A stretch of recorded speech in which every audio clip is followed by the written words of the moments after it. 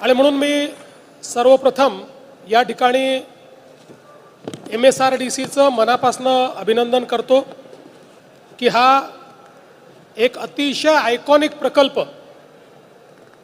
या ठिकाणी तयार झाला आणि नुकतंच मागच्या भागामध्ये आम्ही जो कार्यक्रम केला त्या कार्यक्रमामध्ये गिनीज बुक ऑफ वर्ल्ड रेकॉर्डनी या टनेलला वाइडेस्ट अंडरग्राउंड टनेलचा दर्जा दिलेला आहे। जागतिक रेकॉर्ड हा आपण या ठिकाणी तयार केलेला आहे।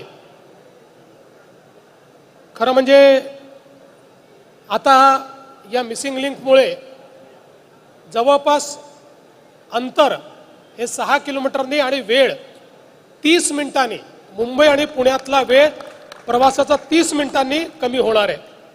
खोपोली एक्झिट पासून सिंहगड इन्स्टिट्यूट पर्यंत अशा प्रकारचा हा बोगदा या ठिकाणी तयार करण्यात आलाय आणि जसा हा वर्ल्ड रेकॉर्ड केलाय तसंच आपण भारतातला सर्वात उंच केबल स्टेड महामार्ग पूल हाही रेकॉर्ड या ठिकाणी केलेला आहे।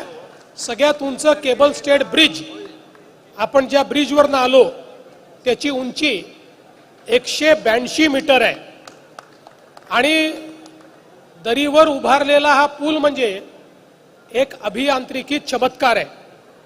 यामुळे दररोज कोट्यावधी रुपयाच्या इंधनाची बचत होणार आहे, त्यामुळे प्रदूषण कमी होणार आहे आणि लोकांचा वेळ देखील वाचणार आहे।